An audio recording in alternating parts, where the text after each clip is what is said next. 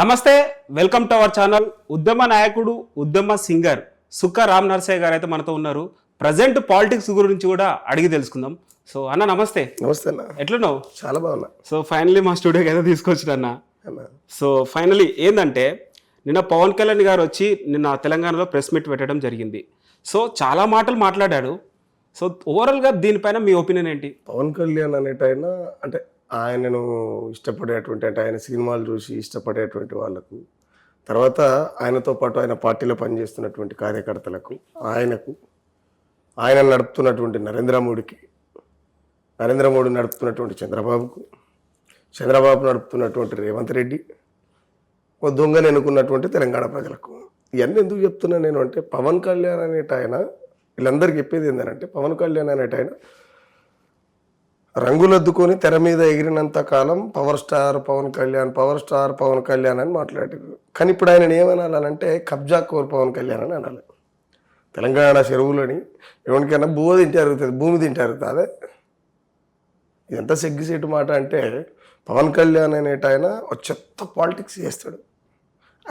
ఆయన గురించి మనం చాలా ఎక్కువ మాట్లాడుతున్నాం. రెండోటి ఏంటంటే, తెలంగాణలో బరాబరి ఉంటాం, తెలంగాణలో బరాబరి పోటీ చేస్తాం, అవసరమైతే నేనే తిరుగుతా అనే మాటలు ఏవైతే ఉన్నాయో, ఆయన పిఠాపురంలో దళితుల్ని కొట్టుకుంటూ ఊరు దాటించినటువంటి సందర్భాలు ఉన్నాయి. ఆయన డిప్యూటీ సీఎం అయిన తర్వాత ఏడబెట్టుకున్నా తలగి ఏమన్నా సంకల్ నాకుతుండ ఆయన దళితుల్ని మీరు మనుషులే కాదని చెప్పి ఊళ్ళకి వెళ్ళకూడదు. ఆయన పుట్టిన పిఠాపురం దేవుడు మనిషిగా చూడొద్దని చెప్పిండా. మరి సిగ్గున్న మాటలు మాట్లాడాలి కదా.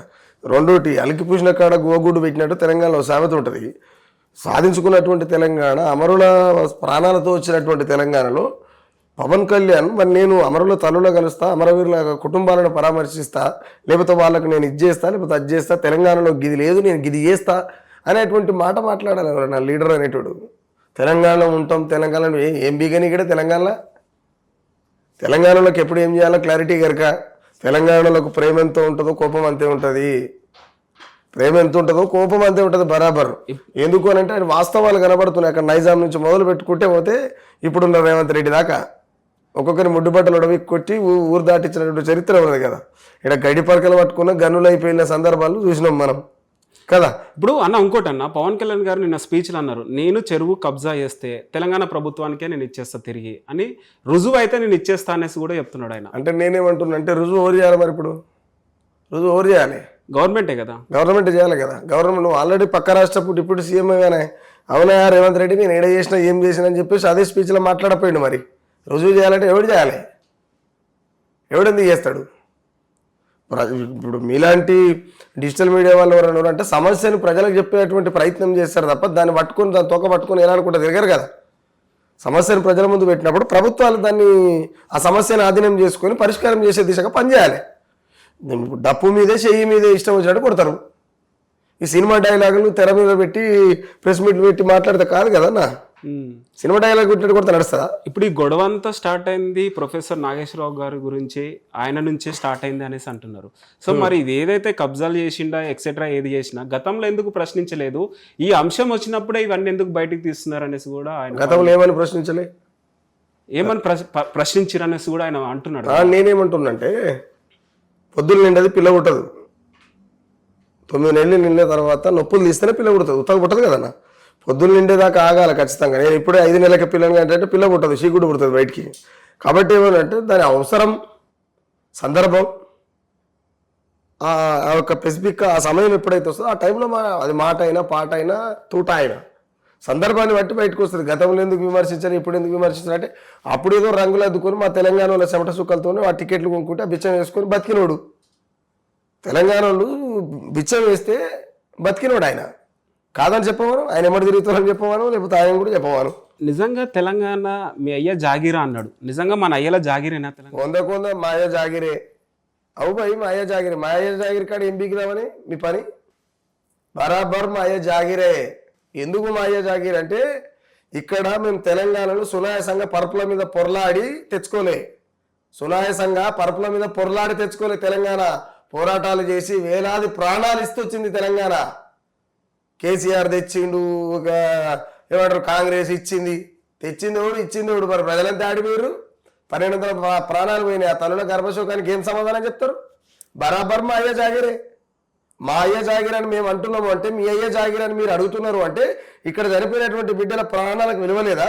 వాళ్ళ తల్లులు తీసిన నొప్పులకు ఎలాంటి ప్రేమ లేదా? ఏం మాట్లాడుతున్నట్టు? అమరవీరులని అవమానించినట్టు కదా మాట. ఆ మాట వింటున్నట్టు, ఆ మాట విని కూడా తెలంగాణలో ఉన్నటువంటి కొంతమంది సోకాళ్ళు మేధావులు కావచ్చు, మీడియా కావచ్చు, ఇంకా పీగుడుగా ఎవరైనా కావచ్చు, ఎందుకు స్పందించకుండా నిమ్మకు నీరెత్తనట్టు నిమ్మలంగా ఏమంటారు గొల్లాలు పెట్టి బేడాల కాడ కావాలండేటువంటి పద్ధతిని, ఆ ఫార్ములను ఎందుకు నెత్తిరెత్తుకొని తిరుగుతున్నది, ఎంతమందికి రోకున్నది, ఎంతమంది తెర మీదకి వచ్చి మాట్లాడుతున్నారు అనేటువంటి అంశాన్ని మనం ఖచ్చితంగా పసిగట్టాల్సిన అవసరం ఉంటుంది. ఇంకోటి ఏంటంటే ప్రొఫెసర్ నాగేశ్వర్ అన్నటువంటి విషయంలో ఆయన చాలా నీట్గా, చాలా నిక్కచ్చిగా, చాలా నిబద్ధతతో మంచి అద్భుతమైనటువంటి విశ్లేషకుడు ఆయన మాట్లాడిన తప్పులేం లేవులే. ఆయన ఎక్కడైనా బూతు వాడతారు? ఆయన ఎక్కడ కూడా బూతు వాడాడు. కానీ ఈ పవన్ కళ్యాణ్, కబ్జాకోర్ పవన్ కళ్యాణ్ ఎవరైతే ఉన్నారో, ఆ పవన్ కళ్యాణ్ వెనక తిరుగుతున్నటువంటి చెంచా బ్యాచ్లు ఎవరైతే ఉన్నాయో వాళ్ళు నోటికి వచ్చినట్టు సీనియర్ జర్నలిస్ట్ పాశం కాదన్నా, పాశం యాదగిరన్న మామూలు జర్నలిస్ట్ కాదు. ఒకవేళ తెలంగాణ అస్తిత్వం కావచ్చు, బక్కా జడ్సన్ అన్న కావచ్చు, పాశం యాదగిరి అన్న కావచ్చు, నాగేశ్వర్ అన్న కావచ్చు, తెలంగాణ అస్తిత్వం, తెలంగాణ అంటే గిదిబిడ్డ, తెలంగాణ గిట్లుండేరా, గిట్ల తెచ్చుకున్నాం, గిన్ని ప్రాణాలు పోయినాయి, గింత రక్తం పోయింది, ఇంతమంది తల్లుల కడుపులు కాలినాయి అని చెప్పి ఇప్పుడున్నటువంటి సమాజానికి మాకు చెప్తే రేపు మా పిల్లలకు మేము చెప్పేటువంటి అవకాశం ఉంటుంది. అలాంటి వాళ్ళని పట్టుకొని నువ్వు అఘోరంగా నోటితో నరడిన మాటలు అన్నావు అంటే నిన్ను ఏ చెప్పుతో కొట్టాలి? మాకు కోపం ఎంత ఉంటుందో సంస్కారం అంత ఉంటుంది. మా పెద్దలు అదే నేర్పిరు మాకు సినిమాలు నేర్పలే, రంగులు అద్దుకొని పొరలాడమని చెప్పలే మాకు. అవునా? రంగుల ప్రపంచంలో బతకలే, మేము రియాలిటీగా బతికేటోళ్ళం, తెలంగాణలో ఆత్మగౌరవంతో బతికేటోళ్ళం. ఆత్మగౌరవం అంటే మాకు అమ్మతో సమానం. మా అమ్మ రొమ్మల మీద కొంగును కూస్తుంటే ఊకుంటాం ఆ కొడుకుని. షెడ్యూల్ ఉడవీకి పొలిమేర దాటిదాకా కొడతాం బరాబర్. ఎందుకు కొట్టాం? తెలంగాణ అనేది మా అమ్మ, ఆత్మగౌరవం అనేది మా జీవితం. మా అమ్మ మీద కొంగు కూస్తుంటే ఊకుంటాం ఆ కొడుకుల వైపు పుట్టి 4 కోట్ల మంది మనం వదిలిపెడతామా? అంటే నేనేమంటున్నా అంటే ఇక్కడ అస్తిత్వం మీద దాడి చేసేటువంటి ప్రయత్నం. రెండోటి, ఒకవేళ రాజ్యాంగబద్ధంగా మీరు ఎక్కడైనా రాజకీయాలు చేయొచ్చు, ఎవరెక్కడైనా పోవచ్చు అనేటువంటి ఆ ఒప్పందాన్ని ఆ రాజ్యాంగంలో ఉన్నాయి కాబట్టి ఎవరెక్కడైనా పోయవచ్చే స్వేచ్ఛ ఉన్నది కాబట్టి నువ్వు వస్తే నీ రాజకీయం నువ్వు చేసుకో. కానీ మా వాళ్ళని తిట్టుకుంటూ, తెలంగాణను అవమానించుకుంటూ పవన్ కళ్యాణ్ అడ్డుకునే దమ్మున్నదా అని అంటే క్లియర్ ఒక మాట ఏం చెప్తున్నట్టు, అసలు తెలంగాణలో నీకేం పని అంటున్నా నేను. నా ఇంట్లో నీకేం పనే? నీ ఇంట్లో చేత కాదు, నా ఇంట్లోకి వచ్చి ఏం చేస్తావు? నా ఇంట్లోకి వచ్చి నాకేటం నిలబడ్డప్పుడు బరాబర్ తంత కదా. కానీ తన్నే రోజులు వస్తాయి, ఖచ్చితంగా క్లియర్గా వస్తాయి. ఎందుకంటే వాళ్ళు పోయి ఇప్పుడు మరి ఇంకొక 10-15 ఏళ్ల క్రితం ఉన్నటువంటి యువకులు వాళ్ళకి ఎంతో కొంత వెనక ముందు ఆలోచించేది. ఇప్పుడున్నటువంటి తెలంగాణ పౌరులు అసలే అరంకోరిగాళ్ళు, వాళ్ళకి ప్రేమ ఎక్కువ ఉంటుంది, కోపం ఎక్కువే ఉంటుంది. అటు ఇటు చేస్తే ఏం చేస్తుంది కానీ వెనక ఇంత కూడా అయినా సరే. ఇప్పుడు పవన్ కళ్యాణ్ గారు మరో మాట కూడా అన్నారు, ఆంధ్ర పాలిటిక్స్ అప్పుడు ముఖ్యంగా రాయలసీమలో ఉన్న బెదిరింపులకే నేను తట్టుకున్నా, ఆంధ్ర బెదిరింపుల కన్నా తెలంగాణలో కొంచెం తక్కువనే, కానీ అక్కడే తట్టుకున్నా, ఇక్కడ ఎందుకు తట్టుకోను, రాబోయే ఎలక్షన్లో నేను నిలబెడతా అని కూడా మాట ఇచ్చింది. ఏం చెప్తారు మరి? నేనేమంటున్నా, ప్రాణం ఇచ్చటానికి బలం ఉన్నట్ట, ప్రాణం తీసేటానికి బలం ఉన్నట్ట? మీ దృష్టిలో ఏమనిపిస్తుంది? ప్రాణం ఇచ్చటానికి కదా. మేము ప్రాణాలు ఇచ్చేటోళ్ళం, మీ ప్రాణాలు తీసేటం పెద్ద పనానే. ప్రాణాన్ని ఇచ్చటోంది బలం, ప్రాణం తీసేటోంది కాదు బలం. నువ్వు రాయలసీమ భయపడ్డంటే మీరు రాయలసీమలో పొడుచుకొని వస్తారు, మా తెలంగాణ అట్లా పొడుచుకొని వస్తారా? కూడా ఈ ముఠా కక్షలు పెట్టుకొని నరుక్కొని వస్తారు, మా తెలంగాణ అట్లా ముఠా కక్షలు పెట్టుకుని నరుక్కొని వస్తారా? కూడా మా తెలంగాణను విధ్వంసం చేసేందుకు మా బిడ్డల వేలాది ప్రాణాలు తీసిరు మీరు. ఖచ్చితంగా రైతాంగ సాయుధ పోరాటంలో నైజామునికి ఎట్లయితే పాపం జరిగిందో, 1200 మంది బిడ్డల బలిదానం జరిగినటువంటి బలదేశ తెలంగాణ ఉద్యమంలో ఖచ్చితంగా ఆంధ్ర పాలిటిక్స్ కావచ్చు, ఇక్కడ ఈ తెలంగాణకు అడ్డుపడ్డటువంటి దొంగలు, ఇక్కడున్న దొంగలు కూడా కొంతమంది ఖచ్చితంగా తెలంగాణ తల్లుల కడుపు కోత, ఆ ఉసురు ఖచ్చితంగా తగులుతుంది. చూద్దాం రేపు ఎందుకు తొందరపడితే అవుతా, అది పిల్లవుటంగానే కుల్ల కుడుతుంటే ఇట్లా నడవదు అట్లా.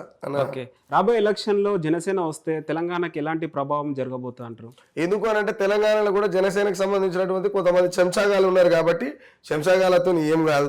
నేను ఎందుకనంటే నైజాం వాళ్ళని సాగలైలమ్మ లాంటి ఆమె సావుకు కూడా సిద్ధపడి రోగలు పడిన అందుకొని నైజాం వాళ్ళు సావురాత రాసిరు మాటలా. కాబట్టి నేను ఏమంటానంటే జనసేన ఈడొచ్చి చేయవలసినటువంటి పని ఏముంది? ఇలా జనసేన వచ్చి ఇక్కడ మేము పాగా వేస్తాం, మేము ఇక్కడ తిరుగుతామంటే వాళ్ళు రేవంత్ రెడ్డిని అవమానిస్తున్నట్టు. మరి రేవంత్ రెడ్డికి సోయలేదా? రేవంత్ రెడ్డికి సోయలేదా? ఇక్కడ పరిపాలన బాగలేనప్పుడు ఇంకోటి వస్తాడు, అవునా కదా?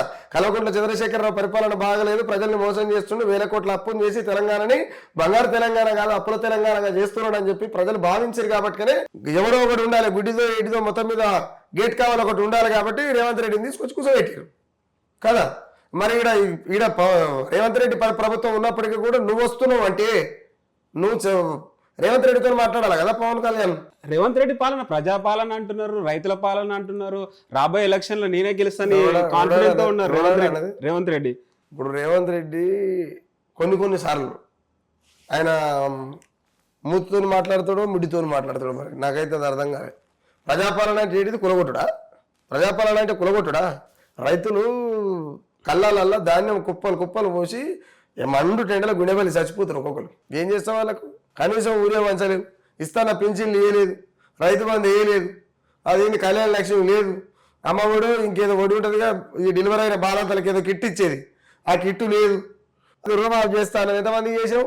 నీ ప్రభుత్వం అంతా కల్వకుంట్ల చంద్రశేఖరరావును సీఎం చేస్తే మిగులు బడ్జెట్ ఉన్నటువంటి తెలంగాణ రాష్ట్రంలో ప్రమాణ స్వీకారం చేసిండు, దిగిపోయే నాటికి 1000 కోట్లు అప్పు చేసిండు. ఆ అప్పు రేవంత్ రెడ్డి వచ్చిన తర్వాత డబల్ చేసిండు క్లియర్గా. రెండోటి నేనే సీఎం మళ్ళీ నెక్స్ట్ నేనే అంటే ఆపును చూసి బలుపు అనుకున్నట్టు వెనకట. ఇప్పుడు ఆయన కూడా అట్లనే ఉంది. పుట్టడోళ్ళ మీద కుక్క ఒరలాడితే ఎంతో సునాయాసంగా సంతోషంగా ఒరలాడుతుంది. ఇప్పుడు ఆయనకు కూడా గడినే ఉంది. ఇంకోటి విగ్రహాల కొంచెం డిస్కషన్ కూడా జరుగుతుంది విగ్రహాలది. సో ఏదైతే నిన్న పవన్ కళ్యాణ్ గారు ఇంకో మాట అనడం జరిగింది, గద్దర్ గారిని నేను అభిమానిస్తా, గద్దర్ గారి విగ్రహం నేను ఆంధ్రప్రదేశ్ లో కూడా పెడతా అనేసి కూడా ఒక మాట ఇచ్చారు. అండ్ ఇంకో మరో మాట కూడా అన్నారు, గద్దర్ గారికి నేను గతంలో ఒక కార్ కూడా ఇచ్చాను అనేసి కూడా చెప్తున్నారు. సో ఓవరాల్ గా దీనిపైన నేనేమంటున్నా, గద్దర్ మీద అభిమానం ఉంటే నీ ఇంట్లో పెట్టుకుంటావు, నీ రాష్ట్రంలో పెట్టుకుంటే అది నీ ఇష్టం, అది నీ ఇష్టం. కానీ మీ దిష్టి బొమ్మలు తీసుకొచ్చి మా తెలంగాణ బుడ్రా లెక్క పెడతా అంటే ఎట్లా ఒప్పుకుంటావు?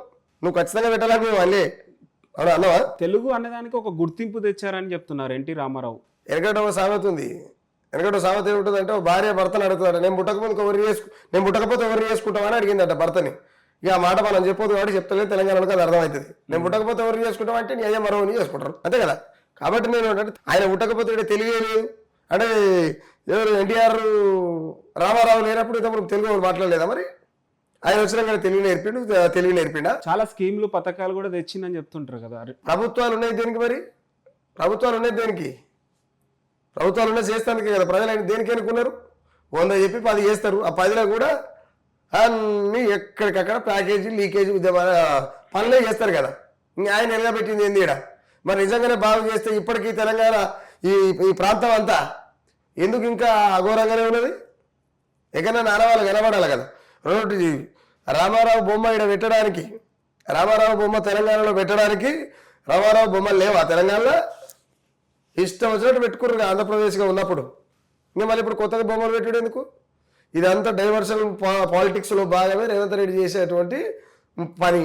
రెండోటి, అదే రామారావుని చాలాసార్లు మాట్లాడాడు కదా రేవంత్ రెడ్డి ఉల్టా. నేనేమంటానంటే, ఒకప్పుడు దొంగేట అవుతాడు, ఇప్పుడు దేవుడేట అవుతాడు. మీ అవకాశాల కోసం అవనే మారుస్తారా? తప్పు కదా అన్న.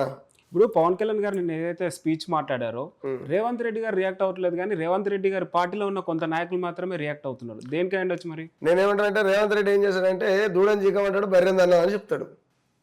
దూడని జీకమని బర్రెందన్నం అంటాడు.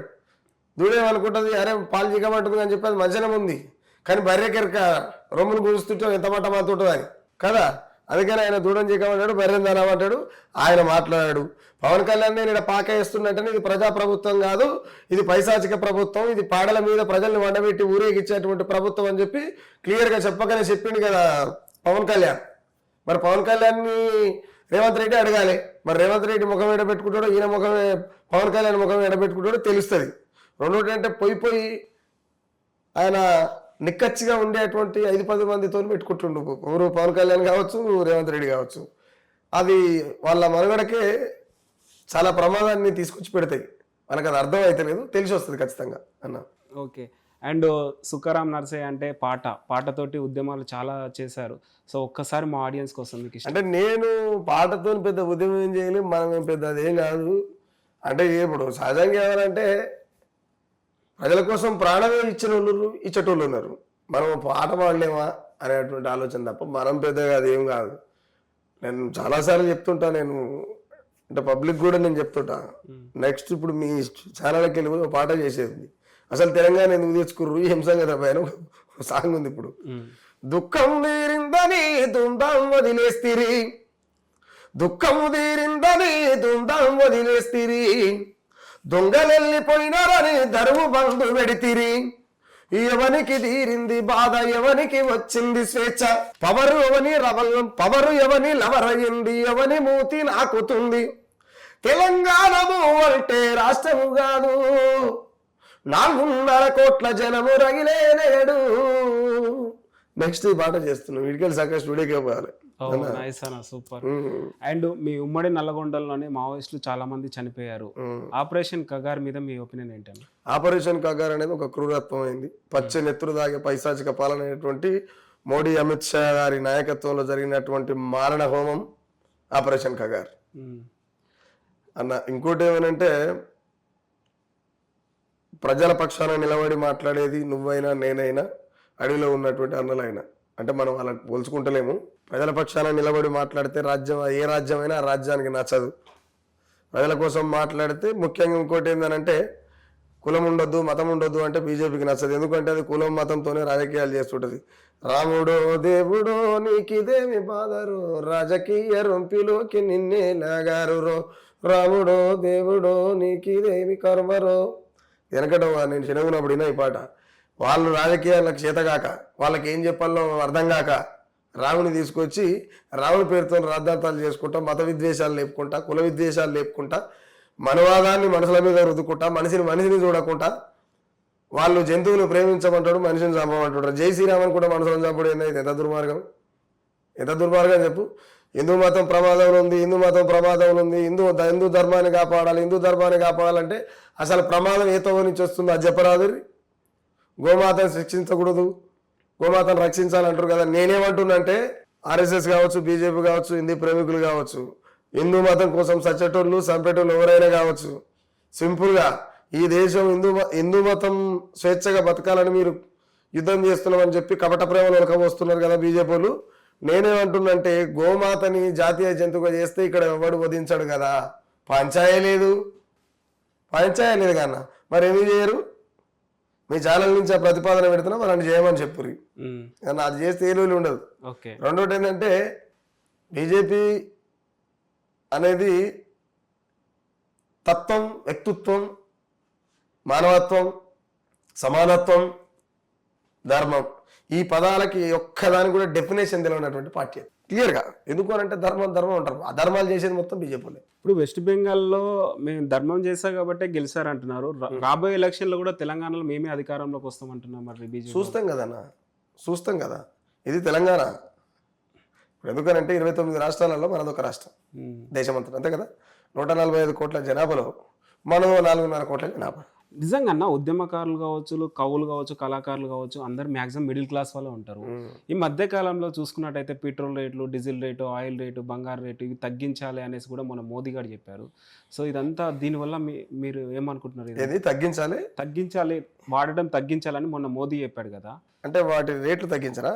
అదే మీరు చెప్పాలి. ప్రభుత్వం ఉన్నోడు రేట్లు తగ్గిస్తాడు, ప్రజలకు అందుబాటులో ఉండేటట్టు తయారు చేస్తాడు, కానీ అది వాడడం తగ్గాలని చెప్పుడు. నాకు అర్థం కాదు, ఎంత అవివేకమైన మాట, ఎంత పిచ్చి మాట ఇది, ఎర్రి మాట, ఎడ్డి మాట. కాకపోతే తింటున్న కంచాన్ని గుంజుక తింటుండ్రు, ధరలు పెంచి నోట్ల మన్ను కొడుతున్నారు, ఓరోరి ఏలేటోడా జనం ఏంటిని బతకాలేరా, పాలకన్నా నీళ్లు పిరవైపోయినాయి, పేదోని బతుకంత శాపం అయిపోతుంది, పూటకే లేదాయరా పెంచిన బిల్లెట్ట గట్టాలేరా, తింటున్న కంచాన్ని గుంజుక తింటుండ్రు, ధరలు పెంచి నోట్ల మన్ను కొడుతున్నారు. అంటే మన ఈ కోణం ఏదైతే ఉన్నదో, నువ్వు మార్కెట్ పోయి ఏమైనా కొనాలంటే కూడా కొనలేనటువంటి పరిస్థితి. నేను ఇంకో మాట చెప్తా, ధరలు అంటే నాకు ఐడియా వచ్చింది. తెలంగాణలో ఒక 30 ఏళ్ళు వెనకకు పోతే మీ అమ్మకైనా మా అమ్మకైనా ఎవరమ్మకైనా నార్మల్ డెలివరీలు అయ్యేది. ఎందుకు అనంటే, వాళ్ళు ఉన్న కాడికైనా పాసిపోయిన బువ్వ తిన్నా, పాసికూడు బువ్వ తిన్నా, గట్కో గంజో తాగినా, కలు అంబలు తాగినప్పటికీ కూడా వాళ్ళు ప్రకృతి సిద్ధమైనటువంటి నేచర్ని అనుభవించారు. వాళ్ళు అనుభవించారు కాబట్టి వాళ్లకు నార్మల్ డెలివరీలు అయినాయి. ఇప్పుడున్న వాళ్ళకి అందరికి షార్ట్ కట్ కోసి తీస్తారు. దేనికి తీస్తారు? అట్లా పౌష్టికాహారాన్ని తీసుకునేటువంటి పని చేసుకొని బతికేటువంటి సోర్స్ లేదు తెలంగాణ. ఫస్ట్ తెలంగాణ కదా, దేశంలో లేదు. రోజు ఒక 100 ఎగ్జాంపుల్ 100 మంది డెలివరీ అయితే 100 మందిలో 90 మందికి సీజరింగ్ చేసి పిల్లలు బయటికి తీస్తారు. ఇది పౌష్టికాహార లోపం కాదా? పౌష్టికాహారం కావాలంటే మరి ఏం చేయాలి? ఇక్కడ ఏదంతా పొల్యూట్ చేస్తున్నది ఎవరు? యురేనియం తవ్వాలనుకుంటున్నది ఎవరు? అడవులను విధ్వంసం చేసి అడవిలో ఉన్నటువంటి ఖనిజ సంపదను తీసి కార్పొరేట్ కమ్మేసి ఈ దేశాన్ని నాశనం చేయాలనేటువంటి బాటలు వేస్తున్నది ఎవరు? నరేంద్ర మోడీ కాదా? ఇక్కడ ఉన్నటువంటి భూవ తిన ప్రతి వ్యక్తి గడ్డి తినటోళ్ళు రోత తినటోళ్ళ గురించి చెప్తలేని బోధించోడు ఎవడైనా సరే రేపటి మన గతి ఏమవుతుంది అనేటువంటి ఆలోచన చేయాలి. లేకపోతే మన కళ్ళ ముంగల్నే ఎంతో విధ్వంసాన్ని, ఎంతో దుర్మార్గాన్ని, ఎంతో మారణ హోమాన్ని మనం చూడబోతున్నాం. అది అర్థం కావాలి. ఫస్ట్ ఆఫ్ ఆల్ మనకు మనం ఒక ప్రశ్న వేసుకోవాలి. ఏమి వేసుకోవాలంటే, ఒకప్పుడు 50-60 ఏళ్ళు వెనక పోతే షుగర్ లెవెల్స్ చాలా తక్కువ ఉండే, షుగర్ లేకుండే అప్పటిలకు. అవును, షుగర్ లేకుండే. ఇప్పుడు నువ్వు ఏమంటారు, అది కళ్ళద్దాలు పెట్టుకున్నావు కదా, అద్దాలు లేవు అప్పటిలకు. ఎన్నో తానా అద్దాలు ఉండేది. ఇప్పుడు చిన్న పోరగాడు 5వ తరగతి చదివే పోరగాడికి కూడా భూతద్దాలు వచ్చినాయి. ఎందుకు వచ్చినాయి? ఇక్కడ మొత్తం పొల్యూట్ అయిపోయింది. ఇది ప్రభుత్వాల కారణం కాదా? ప్రభుత్వాల కారణమా కదా? కాబట్టి నేనేమంటానంటే, మనం ఏం చేస్తున్నాం, మనం ఏం తింటున్నాం, మనం ఎటు పోతుంది, ఏమి చేసినా ఇక్కడ ప్రభుత్వాలు సమాధానం చెప్పాల్సిందే. ప్రభుత్వాన్ని కాదని ఒక ఎగ్జాంపుల్ చెప్తా. డ్రగ్స్ ఎక్కడి నుంచి వస్తుంది? ఏడికెళ్ళి వస్తుంది? మోడీ తెలియకుండా వస్తుందా? చంద్రబాబు తెలియకుండా వస్తుందా? రేవంత్ రెడ్డి తెలియకుండా వస్తుందా? ఇప్పుడు ఆంధ్రాలో ఉన్న పోలీసు వాళ్ళు, తెలంగాణలో ఉన్నటువంటి పోలీసు వాళ్ళకి ఎలాంటి ఇన్ఫర్మేషన్ లేకుండా ఇక్కడ ఉన్నటువంటి డిజిటల్ మీడియా విలేకరులు ఎట్టెత్తుకపోతారు, ఎట్టతా డిగ్రీస్తారు. ఏది ఇది రాష్ట్రమా వల్లకాడ? ఏమవుతుంది అసలు? ప్రజలు రియలైజ్ కావాల్సిందే. ఖచ్చితంగా నరేంద్ర మోడీ చేస్తున్నటువంటి పనులన్నీ కూడా దేశాన్ని నాశనం చేసేటువంటి పనులే. నిత్యం ప్రశ్నించే గొంతు విశారదన్ మహారాజ్ కవిత గారి పార్టీలో జాయిన్ అయ్యారు కదా, ఏమంటారు మరి? ఆయన జాయిన్ కాలేదు, ఆమెతో కలిసి వర్క్ చేస్తుండు. నేను మొన్న ఒక ఇంటర్వ్యూలో కూడా అన్న విశారదన్ అన్న ఎందుకు కలిసి యుద్ధం చేయాల్సినటువంటి అవసరం ఏముంది అని అంటే కూడా, నేను జరుగుతున్నటువంటి పరిణామ క్రమాలలో వేదికల మీద కలిసినంత మాత్రాన నేను వాళ్ళ పార్టీ అనేది మాట తప్పు అని చెప్పేసి ఆయన క్లియర్గా చెప్పిండు. కాబట్టి మనం రేపు ఏం జరుగుతుంది అనేది చూడాలి. అండ్ గతంలో మందకృష్ణ మాదిగ గారికి సపోర్ట్గా పాటలు చేశారు, ఇప్పటికీ సపోర్ట్గానే ఉన్నారా? నేను మందకృష్ణ మాదిగకి ఎప్పుడు సపోర్ట్గా పాటలు రాయలేదు. జరుగుతున్న ఆయన చేతుల మీద ఒక సీడీ కూడా లాంచ్ చేసి, నేను అదే చెప్తున్నా, ఆయనకు సపోర్ట్గా నేను ఎప్పుడు కూడా పాటలు రాయలేదు. ఆయనకు పాటలు రాస్తానికి ఆయనకు బ్యాచగానే నేనేమన్నా, నేను బాధ్యగానే కాదు. నా పని నేను చేసుకొని బతకగలుగుతా.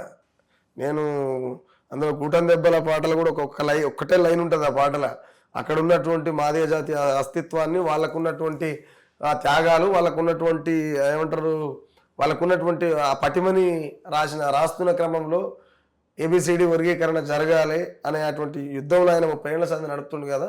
మందకృష్ణ జీవితం వర్గీకరణకు అంకితం అనేటువంటి టైప్లో ఆయనకు ఒక లైన్ రాసిన పాటల, అంతవరకే తప్ప నేను సుఖరామ్ నర్సెంటర్ జోగటోడా. ఇప్పుడు త్వరలో మందకృష్ణ మాదిగకి సపోర్ట్గా పాట రాయబోతున్నారా? నేను ఎందుకు రాస్తారా? ఎందుకు రాయాలి అంటే గతంలో మీరు సపోర్ట్ చేశారు. నేను ఇప్పుడు అదే చెప్తున్నా క్లియర్గా, నేను చేయలేదు అని చేయను అంటున్నా. నేను ఎవరిని ఎందుకు చేస్తానంటే, ఫర్ ఎగ్జాంపుల్ కొన్ని డిజిటల్ మీడియాలు ఉన్నాయి, వాళ్ళ ప్రజల పక్షాన నిలబడి మాట్లాడుతున్నాయి.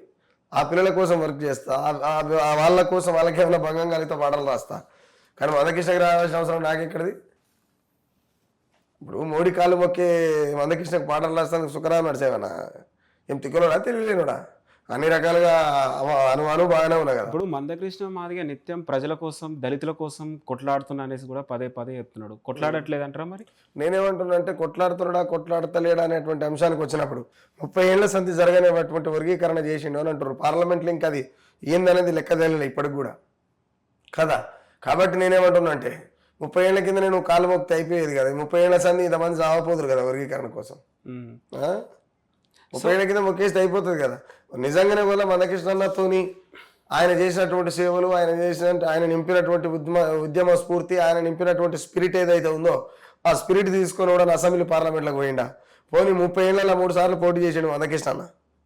30 ఏళ్ళ 3 సార్లు పోటీ చేసిండు. సంవత్సరానికి 1000 ఓట్ల చొప్పున 30,000 ఓట్లన్నా పడలేదా?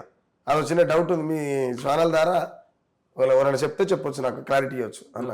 అండ్ రీసెంట్లీ దళితులు వర్సెస్ బ్రాహ్మణ్స్ ఏందన్న ఈ గొడవ? ఎప్పుడు దళితులు బ్రాహ్మణ్స్ టార్గెట్ చేస్తున్నారు, బ్రాహ్మణ్స్ దళితులను టార్గెట్ చేస్తున్నారు. బ్రాహ్మణ్స్ని ఎప్పుడు కూడా దళితులు టార్గెట్ చేయలేదు. బ్రాహ్మణులు దళితుల మీద పడి పైశాచికత్వాన్ని ఎప్పుడైతే వాళ్ళు నిరూపించుకుంటారో ఆ నిరూపించుకున్న టైంలో దెబ్బ తాకినప్పుడు ఎవడైనా అమ్మ అంటాడు కాబట్టి వాళ్ళు అనుచిత వాక్యాలు చేసినప్పుడు ఖచ్చితంగా మాట్లాడాల్సి వస్తుంది కాబట్టి వాళ్ళ మీద మాట్లాడతారు. రెండోటి, దళితులు అనేటోళ్ళు ఒక్క రకంగా చెప్పాలంటే కడుపు నిండా తింటే సుఖంగా నిద్రపోయేటువంటి నేచర్. రెండోటి, అదే కడుపు మీద ఎవడైనా కొట్టాలని చూసుకున్నప్పుడు ఖచ్చితంగా ఆయనకి నిప్పు పెడతారు. దళితులు అంటే మామూలు కాదు. దళితులు అనేటోళ్ళు దేశం మూలవాసులు, ఈ జంబూద్వీప రాజ్యాన్ని పరిపాలించినటువంటి రాజులు వాళ్ళు. కాబట్టి నేనేమంటున్నానంటే బ్రాహ్మణులు ఎప్పుడైతే ఈ దేశంలో చాలా క్లియర్గా గుర్తుపెట్టుకోండి, ఈ దేశంలో అతి బలవంతులు ఎవరైనా ఉన్నారంటే ఎస్సీ మాదిగలు. ఎందుకు బలవంతులు అని అంటే వాళ్ళు జంబూద్వీప, ఈ దేశం భారతదేశం కాదు, ఇది జంబూద్వీప దేశంగా ఉన్నప్పుడు ఆ రాజ్యాన్ని పరిపాలించినటువంటి వాళ్ళు ఎటు చూసినా 6 ఫీట్లు 6.5 ఫీట్లు 7 ఫీట్లు ఉన్నటువంటి మనుషులు, ఆజానుభావులు వాళ్ళు. వీళ్ళకి తెగింపు ఎక్కువ ఉంటుంది, ఉద్యమ స్ఫూర్తి ఎక్కువ ఉంటుంది, ఆత్మగౌరవం ఎక్కువ ఉంటుంది. మనం ఎట్టా దెబ్బ కొట్టాలని చెప్పి ఇక్కడ లేని కులాన్ని తీసుకొచ్చి మనుషులను అడగట్టి, కులాల పేరుతో మనుషులను విడగొట్టి, గుళ్ళ పేర్లతో మనుషులను జావగొట్టి, స్త్రీ అంటే ఆ సెక్స్ బొమ్మ అని చెప్పి ఎక్స్ప్లెయిన్ చేసేటువంటి సనాతన ధర్మాన్ని ప్రేరేపించి మతం మతం మతం మతం అని మనిషి మైండ్ను ఖరాబ్ చేసి మనిషి ఎలాంటి మాటను విశ్లేషణ చేయకుండా తయారు చేసి పెట్టింది బాపనిజం. ఆ బాపనిజం మీద యుద్ధం చేయడంలో తప్పెట్లుంటుంది. అండ్ ఇంకోటన్నా, ఎస్సీ ఎస్టీ ఏదైతే క్రిస్టియన్లోకి మారితే వాళ్ళ మతం పోతుందనేసి కూడా సుప్రీంకోర్టు క్లియర్గా చెప్పింది కదా, దానిపైన మీ ఒపీనియన్? నేనేమంటానంటే మతం పోతుందని సుప్రీంకోర్టు దేని ఆధారంగా చెప్పింది? దీన్ని ఏకీభవిస్తున్నారా మీరు? నేను ఖచ్చితంగా వ్యతిరేకిస్తాను. ఎందుకు అని అంటే ఇక్కడ నేను మనిషినే కాదంటేనే మతం మారిన. వాడు నన్ను మనిషి లెక్క చూస్తుండు, నాకు బైబిల్ చేతికిచ్చి చదువుకోవాలంటుండు, డైరెక్ట్ నన్ను మందిరంలోకి రమ్మంటుండు, చర్చిలకు రాణిస్తుండు. నీకు విలేక నువ్వు రాణించినవా? రానియలేదు కదా. ఇప్పుడు నన్ను మనిషినే కాదనుకున్నప్పుడు నాకు స్వేచ్ఛ అనేది కావాలి కదా. నేను మనిషిగా పుట్టినాక స్వేచ్ఛలో భాగంగా మతం మారాల్సి వచ్చింది. ఈ దేశాన్ని నాశనం చేస్తాను కాదు, ఈ దేశాన్ని గులగొడతాను కాదు, ఈడ ఉన్నటువంటి మతాన్ని నాగం చేస్తాను కాదు. మేము మనుషులమే అని గుర్తించినటువంటి మనిషి కాడికి ఎవడైనా పోతాడు. ఇప్పుడు నేను నిన్ను నమ్మితే నిన్ను నమ్మిన కాడికని ఈడ దాకా వచ్చాను, లేకపోతే ఎందుకు వస్తా?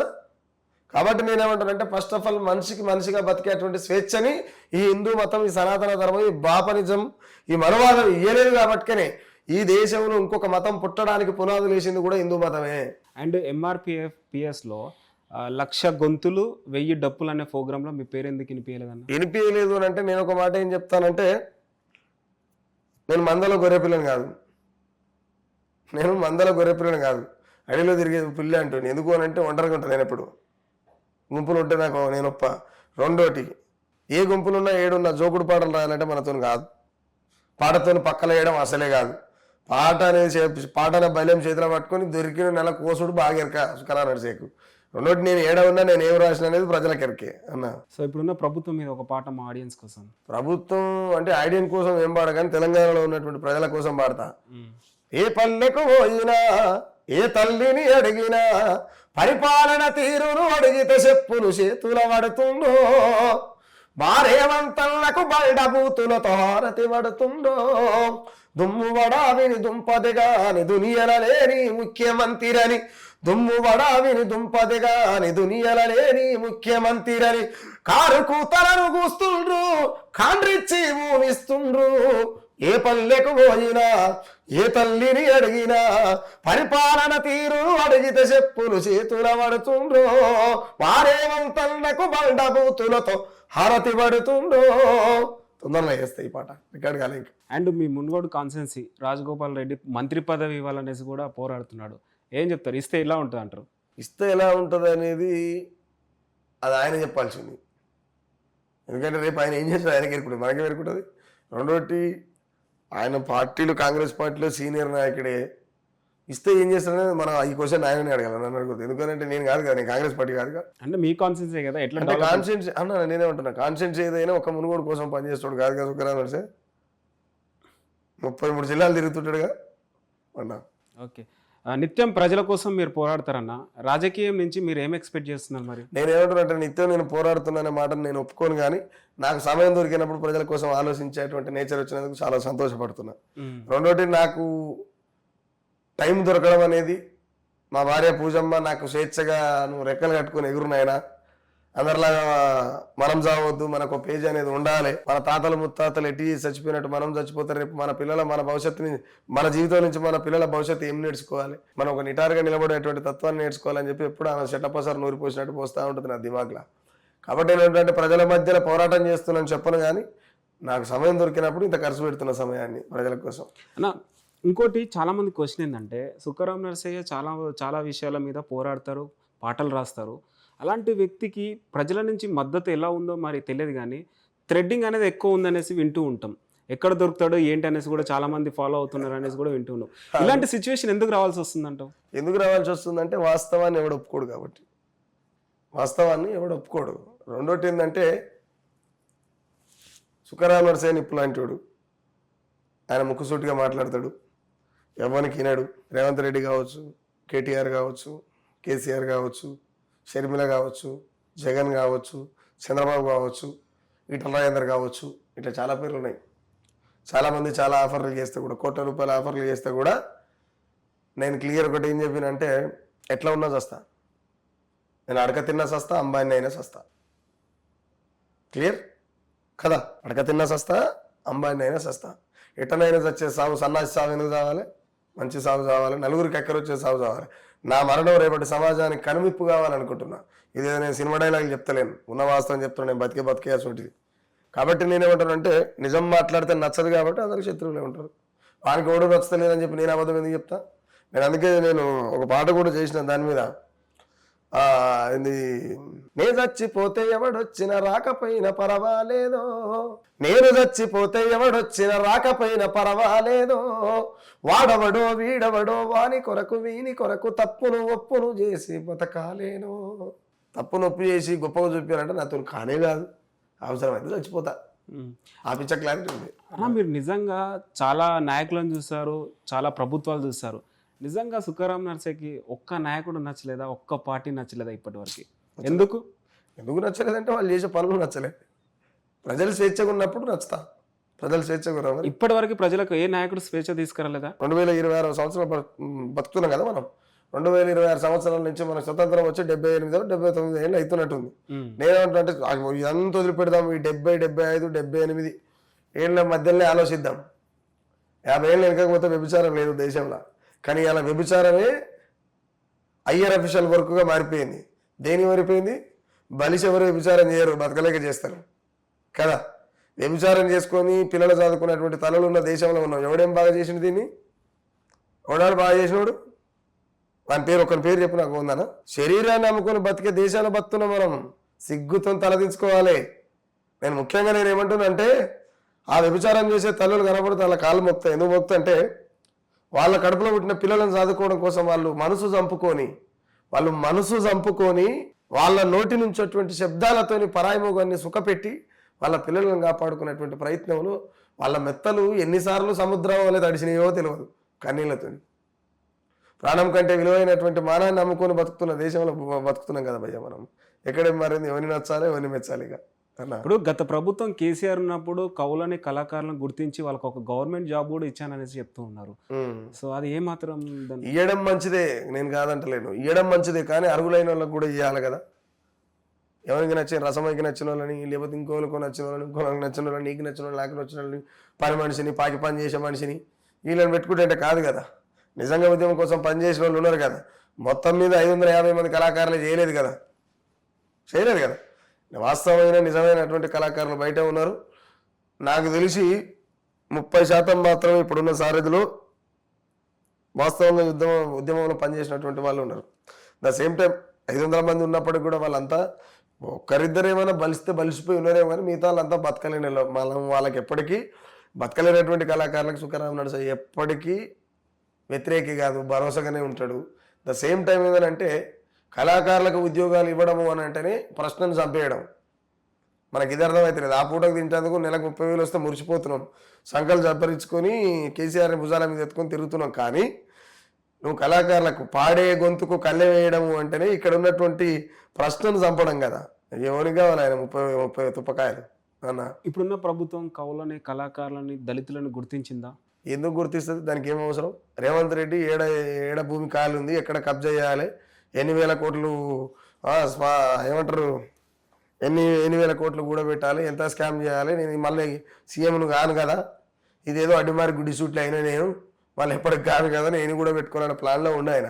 కళాకారులకు నిరుద్యోగులకు 90 పేజీల్లో 91 పేజీల్లో రాసుకుని వాళ్ళ మేనిఫెస్టోలో, ఎలక్షన్ మేనిఫెస్టోలో కళాకారులకు అర్హులైనటువంటి నిరుద్యోగ కళాకారులకు ఖచ్చితంగా ఉద్యోగాలు ఇస్తామని ఒకరికని చెప్ప. దళితుల విషయానికి వస్తే దళితులకు ఏమైనా ప్రత్యేకమైన ఏమైనా చేసిండు ఆయన? ఏం చేయలేదు కదా. మందుల స్వామికి టికెట్ ఇచ్చారు కదన్న. మందుల స్వామికి ఆయన టికెట్ ఇచ్చింది, అది రిజర్వ్ టికెట్. ఆ మందుల స్వామికి కాకపోతే మేకపిల్లని పెట్టే గెలుస్తుంది. ఎవరు గెలిచినా ఎస్సీకి గెలవాలి ఆడ. దానికి పెద్దగా అద్భుతాలను పెట్టి చూస్తుంటే ఇట్లా ఆయన ఇచ్చేది టికెట్, ఆయన కాకపోతే కొడతాడు అన్న. ఇంకోటి గతంలో మెయిన్గా గత ప్రభుత్వం ఓడిపోవడానికి నిరుద్యోగులు సో ఈ ప్రభుత్వం వచ్చిన తర్వాత సంవత్సరానికి 2 లక్షల ఉద్యోగాలు ఇస్తానేసి అన్నారు. గతంలో మీరు కూడా నిరుద్యోగుల కోసం ఒక పాట పాడారు. సో మరి ఇప్పుడు ఏమైనా కొత్త పాట వచ్చే ఛాన్స్? నేనేమంటానంటే నిరుద్యోగం అనేది, నేను చాలా ఇంటర్వ్యూలు చెప్పినా మళ్ళీ చెప్తున్నా, నిరుద్యోగం అనేది ఈ దేశంలో ఎప్పటికీ పోదు. ఎందుకు పోదు అని అంటే, నిరుద్యోగం లేకపోతే పెట్టుబడిదారు వ్యవస్థ నడవదు, కార్పొరేటర్ సంస్థలు ఏవి కూడా నిలబడాయి. ఇప్పుడు ఫర్ ఎగ్జాంపుల్ మీ ఛానల్కి ఓనర్ ఒక ఆయన ఉంటాడు, ఎంతమంది స్టాఫ్ ఇలా ఉంటారు? 30 మంది ఉంటారు. ఉద్యోగులా మీరు? ఉద్యోగులే కదా. అవును, ఉద్యోగులే కదా. ఉద్యోగులు. ఈఎఫ్ కట్ అవుతుందా? లేదు. ఎన్నడూ రిటైర్డ్ అయిపోయి ఎన్ని ఏళ్ళకి మీకు? అది మన ఇష్టం, మన పైన ఉంటుంది. కాబట్టి ఏమంటారంటే ప్రభుత్వ ఉద్యోగాలకు రిటైర్మెంట్ ఒక టైమింగ్ ఉంటుంది కదా, 60 ఏళ్ళు ఎంత ఉంటుంది దానికి. అవునవును కదా.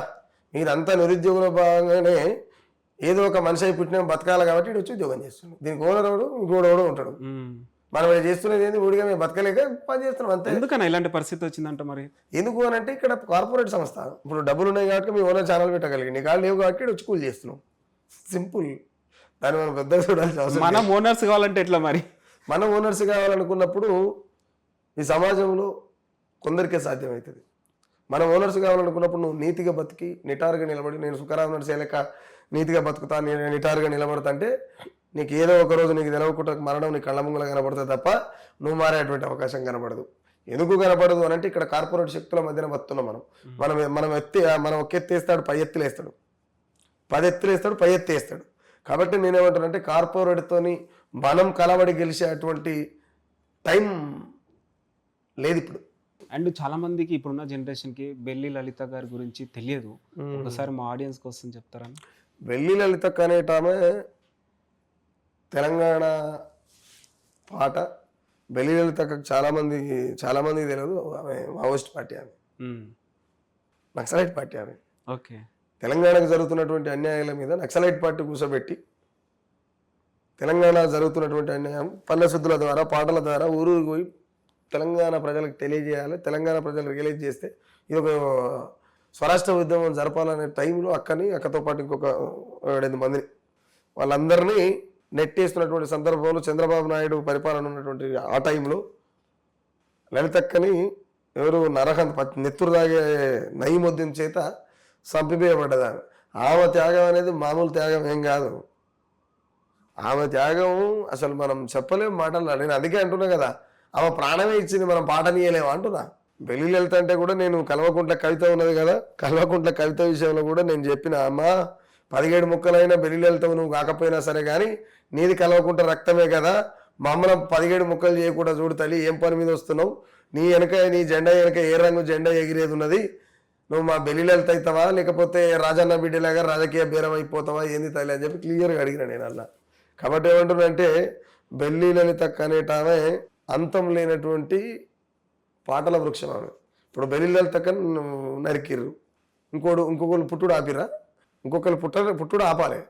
నువ్వు బలవంతుడు అనుకున్నప్పుడు ఒకరిని నరికితే బలవంతుడు కాదు, ఇంకొకరిని పుట్టుడు ఆపాలి. ఎట్లా సాధ్యమవుతుంది? బెల్లి లలితకని నరికితే సుఖరామ నడిసే పుట్టలే, రేపు సుఖరామ నడిసే చేస్తే ఇంకోటి పుట్టడా? అది ఆగదు, అది అనంతం. కాబట్టి ఏమనంటున్నంటే అప్పుడున్నటువంటి టైంలో తెలంగాణ అనేటువంటి పదం వినబడితే కూడా కొట్టి సాగుకొట్టిరు, నరికి చంపారు, యాక్సిడెంట్లలో చంపారు, రకరకాలుగా చంపారు.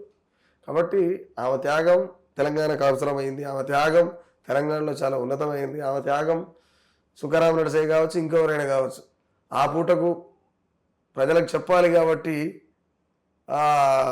ఆమె త్యాగాన్ని రాస్తున్నాం తప్పితే మన అక్షరాలు కావచ్చు, మన పెన్నులు కావచ్చు, మన గొంతులు కావచ్చు, వాళ్ళు చేసినటువంటి త్యాగాలకు, వాళ్ళ ప్రాణాలకు వెలకట్టలేనివి. నిజంగా ఎంతో మంది త్యాగాలు ఇచ్చారు, ప్రాణాలు ఇచ్చారు. ఇప్పటివరకు తెలంగాణలో స్వేచ్ఛ వచ్చిందా? ఇప్పటివరకు స్టిల్ ఈ రోజు వరకు అయినా లేదు కదా పెద్దనా. అది స్వేచ్ఛ ఉంటే మన ఇద్దరికి ఇంటర్వ్యూ చేయాల్సిన అవసరమే లేదుగా. లేదంటారా? ఎట్లా ఉంటుంది? స్వేచ్ఛ ఉంటే పక్క రాష్ట్ర పొడి వచ్చి నేను పీక్తా పొడుస్తాను కూడా ఇక్కడిది. అవునా కదా? ఈ రాష్ట్రంలో ఇంకో రాష్ట్ర పొడి వచ్చే సభ పెడుతుందంటే ఇక్కడ ఉన్నటువంటి డిపార్ట్మెంట్ పర్మిషన్ లేకుండా పెట్టొచ్చా అట్లా? పెట్టరాదు కదా.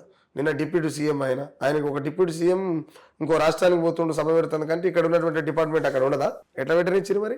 నిన్న తెలంగాణ ఆవిర్భావ దినోత్సవం సందర్భంగా మేబీ ఏదన్నా ప్రోటోకాల్ ఇష్యూ ఉండడం వల్ల మేబీ క్యాన్సిల్ చేసిరేమో అంటున్నారు. ఏంటిది మీది ప్రెస్ మీట్? అది నేనేమంటున్నా అంటే అన్న, ఏం పెట్టాలనుకున్నా సరే, ఏం పెట్టాలనుకున్నా ఇక్కడ ఉన్నటువంటి రాష్ట్ర ప్రభుత్వ పర్మిషన్ అయితే అవసరం కదా. మరి ఎట్టిచ్చిర్రు? ఆయన ప్రెస్ మీట్ ఎట్ట పెట్టిండు? పెట్టకూడదు కదా. అంటే ఇక్కడ ఉన్నటువంటి ప్రభుత్వాలతో లోపాయ ఒప్పందాలు ఉన్నట్టే కదా. ఇక్కడ ఉన్నటువంటి సైకిల్ కాంగ్రెస్ నారా చంద్రబాబు నాయుడుతో ములాఖాత్ అయ్యి రేపు ఎట్టి పరిస్థితుల్లో కాంగ్రెస్ పార్టీని భూస్థాపితం చేసేటువంటి పని పెట్టుకున్నాడు కదా రేవంత్ రెడ్డి. ఇక వాళ్ళ పార్టీలు మాట్లాడుకోవాలి, మనకు సంబంధం లేని విషయం అది అన్న. రాబోయే రోజులలో రేవంత్ రెడ్డి గారు ఎక్కడ మలుపు తిప్పబోతున్నారు అంటే ఏం చెప్తాం మరి? ఏముండదు, ఇక్కడ టీడీపీ జెండా ఎగిరేయాలని చూస్తున్నాడు అంతే అంట. మన మోదీ ఆఫర్ ఇచ్చింది కదా బీజేపీలోకి రామనేసి. నేనేమంటున్నా అంటే మోడీ ఆఫర్ ఇచ్చినా కూడా నేను అందుకే క్లియర్గా చెప్పిన మీకు ఇల్లాక ఏమనంటే ఆంధ్రాలో ఎన్డీఏ గవర్నమెంటే కదా. అవునా? దేశంలో ఎన్డీఏ గవర్నమెంటే కదా. మోడీ కాడున్నా నారా చంద్రబాబు కాడున్నా ఒకటే, అంతే. కాంగ్రెస్ పార్టీని ఒకనొక టైంలో శనిదయ్యం సోనియా అన్నాడు రేవంత్ రెడ్డి. మీరు ఆడియో క్లిప్లు వీడియో క్లిప్లు యూట్యూబ్లో చూసుకోరు. ఒకప్పుడు శనిదయ్యం అయినా ఈ రోజు దైవం ఎట్టయింది? దయ్యం అవుతుంది అయినాడనా? కాదు కదా. దయ్యమే, దేవుడు దేవుడే. అటువంటిది శనిదయ్యమైనటువంటి బలిదయ్యం అన్న రేవంత్ రెడ్డికి అలా గొప్పదంగా అయింది. దేనికైంది? రెండోటి తెలంగాణ ప్రజలకు కూడా అప్పుడప్పుడు మరి ఏమవుతుందో తెలియదు కానీ ఆల్రెడీ ఓటుకునే కేసులో దొరికినటువంటి దొంగను తీసుకొచ్చి దూరం చేసేరు ఈడ. అలా కదా. నేనేం చెప్తాను, అందరు రికార్డు కదా అది. కాబట్టి నేనేమంటానంటే రేవంత్ రెడ్డి రేపు కాంగ్రెస్ పార్టీని ఖతం చేసి ఇక్కడ సైకిల్ జెండాని ఎగిరేసేటువంటి ప్రయత్నంలో ఉన్నాడు. ఈ 7-8 నెలలని తెలంగాణలో టీడీపీకి సంబంధించినటువంటి ఒక భారీ బహిరంగ సభ జరుగుతుంది. ఆ బహిరంగ సభకు యనమల రేవంత్ రెడ్డి అయినటువంటి ప్రస్తుతం తెలంగాణలో ఉన్నటువంటి టీడీపీ సీఎంగా ఆయన పోతాడు. ఆడికి ముఖ్య అతిథిగా. ప్రజలు ఏకీభవిస్తారంటారా? టీడీపీ ఏకీభవిస్తారా, రేపు పొద్దుగాలు వెళ్ళగొడతారా అనేది అది కాలం నిర్ణయిస్తుంది. సో బెల్లి లలిత గారి గురించి అయినా నిరుద్యోగుల గురించి అయినా ఒక పాట పాడండి అన్న. నేనేమంటున్నానంటే బెల్లి లలిత అనేట ఆమెను మనం ఎంత వాడిని వాళ్ళ ప్రాణాల కింద ఏమి పదాలు ఎక్కడ వస్తాయి, ఏం ఎక్కడ రావు. నేను కవిత విషయంలో అక్క గురించి రాసిన. ఆంధ్ర పెత్తనాలతోని అనచబడ్డ తెలంగాణ గోస చూసి గజ్జగట్టినది, గర్జించి గొంతెత్తి పంజ విసిరినాది. నలుగుతున్న ప్రజల కొరకు తెగువగల్ల తెలంగాణ ఎదురుదిరిగే పాట ఎత్తుకుంది, తిరుగుబాటు నూరిపోసినది. నయ్యి మొద్దిన చేతిలోన నెత్తురు రాగే కత్తి నార చంద్రబాబు నాయుడు, లలితక్కను ముక్కలు నరికినడు. మీ అయ్యతోని పంచాయతీ సంగతేమిటో గాని ఎంపీ ఎమ్మెల్సీ వయ్యి ఏమి ఉద్ధరిస్తామని ఎవరి కొరకు వస్తుందో కొత్త పార్టీ పెట్టుకొని తెలంగాణ గడ్డ పైన బెల్లి లలితమైతవా, రాజన్న బిడ్డలాగా రాజకీయ బేరమైతవా. నువ్వు బెల్లి లలితమైతవా? ఇప్పుడు ఎందుకంటే నువ్వు బెల్లి లలిత అనేసరికి నేను అక్క మీద నిన్ననే అంటే కల్వకుంట్ల కవిత గారి మీద నిన్ననే ఒక పాట రిలీజ్ చేసినావు. దాంట్లో నేను క్లియర్గా ఈమె త్యాగమైంది, అసలు బెల్లి లలిత ఎవరు అనేది ఒక చరణంలో చెప్పినేంటి. చెప్పుకుంటేనే కవితను అడిగిన, రేపు తెలంగాణలో బెల్లి లలిత అవుతావా, ఏమవుతావమ్మా నువ్వెన్ని పానాలు తింటావు? మీరు అయ్యే చేసిన అప్పులలో, మీ అయ్యే చేసిన ఆస్తులలో వాటా ఉన్నప్పుడు పాపాలలో కూడా ఉండాలిగా. ఉండాలా? ఇప్పుడు కవిత గారు ఆఫర్ ఇస్తే మీరు ఆ పాటలోకి వెళ్ళే ఛాన్స్ ఉందంటారా? మరి ఆఫర్కి పోతుంది నేను ఏమన్నా లోఫర్ గానే? ఆఫర్లో పోతుంది నేను ఏమన్నా లోఫర్ నానా? ఇప్పుడు మీరు తుకారాం నడిసే ఓ మనిషి ఆఫర్లకు పోతుంది, మనం లోఫర్ కాదు. బరాబర్ ప్రాణం ఉన్నంతసేపు, నాకు సమయం దొరికినప్పుడల్లా, నేను బతికున్నంత కాలం ప్రజల కోసం నా అవసరం ఎక్కడుంటే అక్కడ నిలబడతా తప్పితే ఏ ప్రభుత్వాలకు ఏ పార్టీలకు ఒత్తాసు వలికేందుకు నేను ఉంపుడు గత్తెను కాదు. కాబట్టి ఆఫర్ చేయని చేసుకు భరతం ఏడవుతుంది అన్న. తెలంగాణలో చాలా మంది కవులు కళాకారులు చాలా మంది ఉన్నారు. అందశ్రీ గారు మొన్ననే లేని లోటు మనకు కనిపించింది. సో అందశ్రీ గారు పాడమోసిన రేవంత్ రెడ్డి స్టాచ్యూ పెట్టకపోవడానికి రీజన్ ఏంటి? స్టాచ్యూ పెట్టకపోవడానికి రీజన్ ఏంటి అంటే, అప్పుడున్న ఆయన సాగు జరిగిన సందర్భంలో అది ప్రభుత్వానికి అవసరమైంది. ఇవాళ ఆయన సమాధిని కట్టినా కట్టకపోయినా ప్రభుత్వానికి వచ్చే లాభం ఏం లేదు. కాబట్టి పార్టీ మనుగడ చూసుకొని, అంటే ఇక్కడ ఉన్నటువంటి ప్రభుత్వాల మనుగడ చూసుకొని ప్రభుత్వాలు పనిచేస్తాయి. రెండోటి, ఒకవేళ అందశ్రీ ఆంధ్రోడ్ అయి ఉంటే ఎవరికి అలా కట్టునేమో. లేదా ఒకవేళ గతంలో టీడీపీ అయి ఉంటేనన్నా కట్టునేమో. కానీ ఆయన టీడీపీ కాదు, ఆంధ్రోడు కాదు, ఏది కాదు. సరే ఆయన స్థాయిలో ఆయన బతికిండు. ఫైనల్గా ఏం చేసిండు, ఆయన కూడా పోతూ పోతూ పోతూ పోతూ రేవంత్ రెడ్డి ఎంత జోకాలో అంత జోకిండు ఆయన కూడా. సరే అది వేరే విషయం. కానీ అందశ్రీ మీద అంటే తెలంగాణ వాళ్ళ మీద ఎలాంటి ప్రేమ ఉండదు ఆయన. తెలంగాణ మీద రేవంత్ రెడ్డికి అసలు ప్రేమ అనేది ఉండదు. ఎందుకు ఉండదు అన్న? నిత్యం ప్రజల్లో తిరుగుతున్న చాలా ప్రోగ్రామ్స్, చాలా స్కీములు తెచ్చిన అనేసి కూడా చెప్తున్నారు కదా రేవంత్ రెడ్డి. అదే ఏం స్కీమ్లు చెప్పు, ఒక 2-3 చెప్పు నాకు. రైతు రుణమాఫీ చేసిన, ఎంతమందికి? అందరికి చేసిన అని చెప్తున్నారు కదా ఇప్పటివరకు. లెక్కలు తీపిరు, మీరు జర్నలిస్టులే కదా, లెక్కలు తీపిరు. ఎంతవరకు చేసినా మీరు తీపిరు. నిజంగా చేయలేదంటారా? నేనేమంటున్నా అంటే ఊర్లో 100 మంది ఉంటే 20 మంది చేస్తే సరిపోతుందా? 80 మంది ఏం తిని చావాలి మరి? 7 వారాలు ఏ బయలు పడి దుంకాలి? ఏమన్నా జరిగింది? అరకా కొరక. రెండోటి తీరని అప్పులు చేసి పెట్టిండు రేవంత్ రెడ్డి కూడా. నేనేమంటున్నా అంటే ఇది బంగారు తెలంగాణ చేస్తాను ఆయన అన్నాడు. తెలంగాణను బాగు చేస్తా, అభివృద్ధి దిశగా అడుగులేస్తున్నా అని చెప్పి నువ్వు అంటున్నావు. నాయన తెలంగాణని అభివృద్ధి చేయకపోయినా పర్వాలేదు కానీ అప్పుల తెలంగాణ మాత్రం చేయకురయ్యా అనేటువంటి ప్రతిపాదన నేను చాలా కాలం నుంచి పెడుతున్నా, ఇప్పుడు కూడా అంటున్నా అన్న. ఓకే, చాలా విషయాలు చెప్పారన్న. ఉద్యమ నాయకుడు మీరు, చాలా విషయాలు తెలుసు మీకు. ప్రజలు కూడా చాలా ఎక్స్ప్లెయిన్ చేశారు మీ పాట ద్వారా. అండ్ ఫైనల్లీ పవన్ కళ్యాణ్ గారు నిన్న స్పీచ్, ఓవరాల్గా దాని మీద మీరు ఏమంటారు ఫైనల్గా? నేనేమంటున్నా అంటే అది ఆ స్పీచ్ మీద రేవంత్ రెడ్డి మాట్లాడాలి. ఎందుకంటే రాష్ట్రానికి పెద్ద దిక్కు కదా ఆయన. మీ రాష్ట్రంలోకి పరాయి రాష్ట్రప్పుడు వచ్చి సవాల్ చేసిపోతుండు. ఎందుకు నువ్వు ఈ రాష్ట్రంలో పుట్టలేదా? తెలంగాణ నీకు తల్లి కాదా? సోనియమ్మ లెక్క ఏమో కూడా తెలంగాణ తల్లి బలిదయం లెక్క కొడుతుంది అంటే నీకు. దానికి రేవంత్ రెడ్డే మాట్లాడాలి. రెండోటి ప్రజలు కూడా రేవంత్ రెడ్డిని అడగాలి. ఏమైనా మన ఏరికోరి నేను సీఎం చేస్తే మరి పక్క రాష్ట్రానికి వచ్చి ఇక్కడ చిలక పలుకులు పలుకుతున్నా, ఆ పలుకులకు ఒత్తాస పలుకుతున్నావా, లేకపోతే తెలంగాణ వారి మీసం తిప్పి తొడగొడతావా, ఏం సంగతి అని ఓట్లు వేసిన ప్రజలు అడగాలి, గెలిచిన రేవంత్ రెడ్డి అడగాలి. మనం ఎందుకు అడుగుతాం పెద్దనా? ఎందుకు అడుగుతాం? రెండోటి ఏంటంటే మనం ఈ తెలంగాణ బిడ్డలుగా ఏం అడుగుతాం అని అంటే, అయ్యా నాయన నీ సినిమా డైలాగ్ ఇక్కడ బంద్ చేయి, నీ సినిమాలకు మామూలు బిచ్చం వేస్తే బతికినావు నువ్వు, అవునా? ఇవాళ కొంతమంది ఏమంటారు, 2 మొరిగే కుక్కలు ఎంట పెట్టుకొని. ఇంకోటి విచిత్రం ఏంటంటే వాళ్ళు మీడియా ముంగల మాట్లాడుతాడు. ఆయన పేరు ఏం పేరు? అదేమ్మా, అది మొగన్ రేకులో సౌత్ రేకులో సాగర్ ఏం పేరు? సాగర్. ఆయన ఏం మాట్లాడుతుందో అర్థమైతే. ఆపుకునే దమ్ము ఉందా? మాకు ఆపవలసిన దమ్ము మాకెందుకు? ఇది సినిమాల మీద ఏమంటారు, వేదికల మీద రంగులు పూసుకొని ఎగిరేటువంటి మేమెందుకు ఆపుతాం? మాకేం అవసరం చెప్పు? మాకేమవసరం? రాష్ట్ర ప్రభుత్వం ఏం చేస్తుంది? మరి మేము ఆపితే సగనాక్తుందా? ఉందనా? ఆపే దమ్ముందని ఎవరిని రెచ్చగొడతారు భయ్? రెచ్చిపోయి పిచ్చి లేపుకొని తిక్క చేసేందుకు ఇది ఆంధ్ర కాదు, తెలంగాణ. ఇది ఖచ్చితంగా విశ్లేషణ చేస్తుంది, ఖచ్చితంగా సందర్భానుసారంగా జవాబు చెప్తుంది తెలంగాణ ఖచ్చితంగా. ఓకే. అండ్ ప్రజలు కూడా చాలా కన్ఫ్యూజన్ ఏంటంటే ఏపూరు సోమన్నకి మీకు ఏదో విభేదాలు ఉన్నాయనేసి కూడా కొంచెం అది ఒకటి క్లారిటీ ఇవ్వండి అన్న. ఏంటి? ఆయనకేం విభేదాలు? నాకు ఆయన వయసు నా వయసు నర్సకి ఏపూరు సోమన్నకి ఏం లేదంటారా? ఏం లేదు. ఆయన వయసు నా వయసు ఒకటి కాదు. రెండోటి ఆయన నేను క్లాస్మేట్ కాదు, ఆయన నేను ఒక్కూరులం కాదు, ఆయన నేను పాలోళ్ళం కాదు, అర్థమైందా? అట్లీస్ట్ నాకు చుట్టం కూడా కాదు. నేనేమంటానంటే ఆయనతో నాకేం పని చేయండి. నాకు వ్యక్తిగతంగా సరే కొంతమంది మాట్లాడతారేమో, బయటనో ఎదురుగానో చాటుకో మాట్లాడతారేమో. నేను తెర అవతలనైనా తెర యువతలనైనా వాస్తవమే మాట్లాడతా. రెండోటి వ్యక్తిగత దూషణ కావచ్చు, వ్యక్తిగత అంశాలు నేను మాట్లాడే ఎప్పుడు కూడా. రెండోటి ఆయనను కూడా నేను వ్యవస్థలో భాగమై కొన్ని క్వశ్చన్లు చేయాల్సి వచ్చింది, చేసినాం, అంతవరకే తప్ప ఆయనకు నాకు వ్యక్తిగతంగా ఏముంటుంది? వ్యక్తిగతంగా మాట్లాడే రైట్ ఎవరికి లేదు కదన్నా, ఎవ్వరికి లేదు. ఆడ వ్యక్తిగతంగా ఒక మనిషి గురించి మాట్లాడుతున్నట్టనే వారంత చెత్త ఏదో ఉండడని అర్థం. థ్యాంక్ యూ అన్న. మీకు నచ్చిన ఒక 2 పాటలు మా ఆడియన్స్ కోసం, త్వరలో రాయబోతున్న పాటలు కూడా మా ఆడియన్స్. నేను నాకు నచ్చుతందుకు ఏది కూడా నా కోసం రాసుకోలే, అన్ని జనం కోసమే రాసిన. అది కూడా సందర్భానుసారంగా రాయాల్సి వచ్చింది, రాసినాం కాబట్టి రాసినాం. నా మనసులు నా మాట తెలుపుతున్నా, పాటనైపతి పల్లె తిరుగుతున్నా, జ్ఞాపకాల పల్లె పాటనైనా, ప్రజల బాధలే పాట రాసుతున్నా. నాకు జన్మనిచ్చిన తల్లి పాటమ్మకు జన్మంతా రుణపడి నేనుంటాను. నా కడుపు నిండా తిండి లేకపోయినా, డప్పు దరుపుతో ఆకలి మరిసినా, నా మనసు నిండా రంది ఎంత ఉన్నా జనపాట వాడి బాధని మరిసిన నేను పాడితే జనమంతా సప్పట్లురా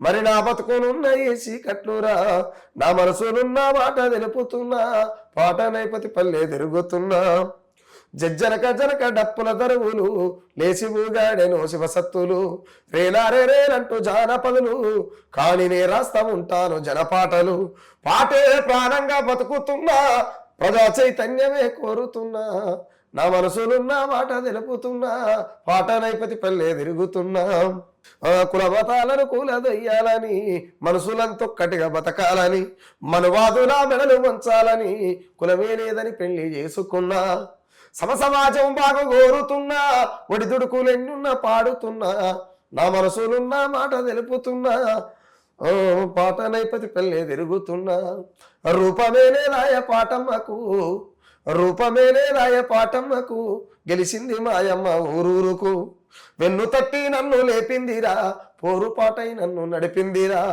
అందరూనే సాము నాకున్నది నేను ఏదో ఒకరోజు చచ్చిపోవాలి కదా అందరూనే సాము నాకున్నది కానీ నా పాటకు మరణ వేడున్నది అన్నా సో అన్నా సహజంగానే పాట అంటే రావడం అనేది నేను ముఖ్యంగా ఒక మాట అయితే చెప్తాను ఈ పాట విషయానికి వచ్చినాం కాబట్టి చిన్నపిల్లల్ని తొట్టలేసి ఊపేటువంటి లైఫ్ ఉంటుంది ఎవరికైనా తొట్టెలే లేనటువంటి జీవితాలు మాయి తొట్టెలే లేని జీవితాలు పాత చీరలు తొట్టెలలో ఉయ్యాలలో ఊగిన వాళ్ళం మేము కదా పుట్టంగానే తొట్టెల కడతందుకు పాత చీర కూడా లేకపోతే ఈ ప్రపంచానికి శబ్దమై నిలబడ్డటువంటి డప్పులు వేసిరు మమ్మల్ని సాహిత్యము అంటే ఈ దరువు ఈ గాత్రం అది బై బర్త్ మా జీన్స్లోనే ఉండడం మరీ పేద కుటుంబంలో వెలివాడలో పుట్టినందుకు నేను చాలా గర్వపడతా చాలా చాలా చాలా గర్వపడతా నేను వాళ్ళ దస్తా కూడా మళ్ళీ పుట్టాలనుకున్నా కూడా తెలంగాణలో పుట్టాలని ఉంది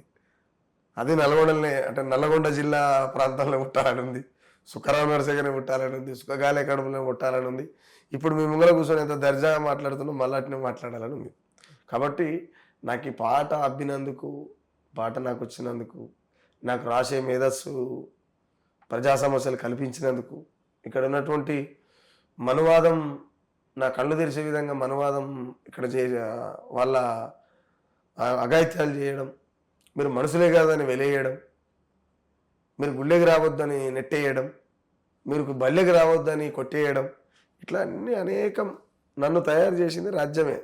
ఎందుకు అంటున్నా నేను ఈ మాట అంటే రాజ్యంలో హింస ఉంది. ఆ హింస నన్ను కన్నది. హింస లేనప్పుడు మాత్రమే రామనరసయ్య లాంటి వాళ్ళు పుట్టరు. లేదు హింస కొనసాగినంత కాలం విప్లవం ఉంటుంది. విప్లవం ఉండడము అని అంటే హింస ఉన్నంత కాలం తెలంగాణ నాలాంటి వాళ్ళని గంటనే ఉంటుంది. పక్కా నాలాంటి వాళ్ళనే గంటనే. ఎందుకంటే ఈ బాంచగల్ల సమాజంలో బరితెగించి తిరిగేటువంటి పాలకుల మధ్య వాళ్ళ జీవితాలు, వాళ్ళ అక్రమాలు, వాళ్ళ దోపిడీ అన్ని బయట పెట్టాలంటే ఏదో ఒక కొంత వినబడాలి. కాబట్టి ఇప్పుడు నేనున్నా అన్న. సో ఫైనలీ సుక్కారాం నర్సయ్య ఏజెండా ఏంటన్నా? నాకు ఏ జెండా లేదు. ఎందుకు లేదు అని అంటే నేను బతికినంత కాలం నా జీవితాన్ని నేనే గడపాలనుకుంటున్నా. నా లైఫ్ని ఇంకోడు గైడ్ చేస్తే, నేను లీడ్ చేస్తే మరి నేను బతికింది ఎప్పుడు? నా లైఫ్ని నేనే లీడ్ చేసుకోవాలి, నా లైఫ్ని నేనే గైడ్ చేసుకోవాలి, నాకు నేనే బతకాలి. రెండోటి ఎజెండా అనేది ఏంటో అని అంటే ఒక అద్భుతమైన ఎజెండా ఉంది నాకు. నేను పోయి నన్ను పాడ మీద తీసుకుపోయి పడబెట్టేదాకా కూడా వేరే వాడిని చెయ్యి నా భుజం మీద ఉండొద్దు. ఒప్పుకొని అస్సలే. ఎందుకు ఒప్పుకోను అంటే వాడు నా భుజం మీద చేసినాక నా స్ట్రక్చర్ మొత్తం నా చేతిలో ఉండదు. అప్పుడు వాడు ఎట ఆడిస్తాడు తిరగాలి. నేను అట్ట కీలుబొమ్మలుగా బతికేటువంటి బతుకు నాకు వద్దు అనుకుంటున్నా. నీ టార్గెట్ ఇట్నే ఉండి ఇదే చర్యలకు అనుభూసిన ఇబ్బంది లేదు, కానీ ఒక మనిషిగా బతికి చచ్చిపోవాలన్నది. ఇప్పుడు ప్రస్తుతానికి మనం శవాల మధ్యలో జీవిస్తున్నాం. ఎందుకు నేను ఈ మాట చెప్తున్నా అంటే ప్రశ్నించలేనటువంటి వాడు మనిషి ఎవడైనా సరే, ప్రశ్నించలేనటువంటి వాడు ప్రాణం లేని శవం లాంటి వాడే.